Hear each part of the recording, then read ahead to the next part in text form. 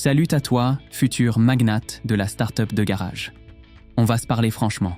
Si tu écoutes ça, c'est que tu cherches l'idée, celle qui va te permettre de quitter ton job, de bosser en slip sur une plage ou juste d'arrêter de compter tes centimes à la caisse. Mais attention, on ne va pas faire de la méditation. Ici, on parle de cash et de sueur. Trouver une idée de business rentable, c'est une méthode, pas un miracle. Pose ton café et ouvre tes oreilles. C'est parti. 1. Arrête de chercher l'idée du siècle, première règle. Ton idée n'a pas besoin d'être révolutionnaire. Si tu attends d'inventer le prochain iPhone, tu vas finir vieux et aigri devant la télé. Les meilleures idées sont souvent les plus ennuyeuses. Le monde n'a pas besoin d'une application de rencontre pour hamster. Il a besoin de gens qui règlent des problèmes réels. Ton job, c'est d'être un aspirateur à problème. Un business rentable, c'est une solution pour laquelle quelqu'un est prêt à sortir sa carte bleue. Point final. Si ça gratte chez les gens et que tu as longuant, tu as un business. 2.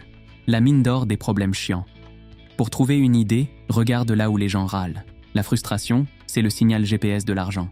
Écoute tes potes, tes collègues, ton boulanger. Dès que tu entends « c'est mal foutu ce truc » ou « j'en ai marre de perdre du temps avec ça », bim, c'est là que le cash se cache. Cherche les secteurs poussiéreux, le bâtiment, l'administratif, le nettoyage. Ce sont des domaines où les gens bossent encore comme au siècle dernier. Si tu arrives avec un outil moderne et un service client qui répond au téléphone, tu as déjà gagné.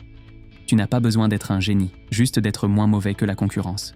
Regarde ce qui est lent, moche ou compliqué. Simplifie-le et encaisse. 3. La méthode du copier-coller amélioré. L'originalité, c'est risqué. Ça veut dire éduquer ton marché et ça coûte une fortune. Regarde ce qui marche ailleurs. Un service cartonne aux États-Unis ou en Allemagne, mais n'existe pas chez toi. Importe-le. Adapte-le. C'est peut-être moins glorieux pour ton ego, mais ton banquier va adorer. Autre astuce. Va sur Amazon. Regarde les produits avec 2 ou 3 étoiles. Lis les commentaires négatifs.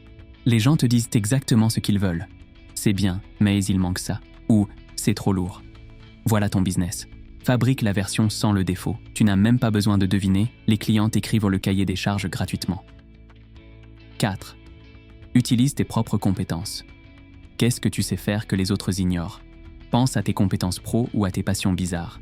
Si tu es comptable et que tu as automatisé tes tâches en 3 clics, vends cette méthode aux autres comptables qui galèrent.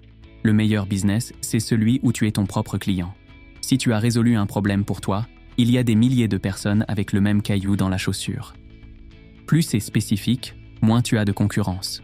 Ne sois pas un généraliste, sois le spécialiste mondial d'une petite niche bien précise. 5. Le test de vérité. Ta maman te ment. Attention, c'est ici que tout le monde se plante. Ne demande pas l'avis de tes proches. Ils t'aiment, ils ne veulent pas te blesser. Ils vont te dire que ton idée est géniale même si elle est nulle. La seule validation, c'est le bruit du virement bancaire. Avant de dépenser des fortunes, fais un test. Crée une page web simple. Explique ton concept. Mets un bouton « Acheter ». Si les gens cliquent, l'idée est bonne. S'ils ne cliquent pas, jette ton idée et passe à la suivante. Ne tombe pas amoureux de ton concept. Tombe amoureux du résultat. Ton idée n'est qu'une hypothèse à vérifier le plus vite possible. 6. La règle de la récurrence. Un business rentable doit pouvoir grandir sans que tu doives te cloner. Si tu vends ton temps à l'heure, tu as un plafond. Cherche des modèles où tu vends plusieurs fois la même chose. Un logiciel, une formation, un produit industrialisé ou un abonnement. L'abonnement, c'est le Graal. Pourquoi chercher des clients tous les mois quand ils peuvent te payer automatiquement tous les 30 jours?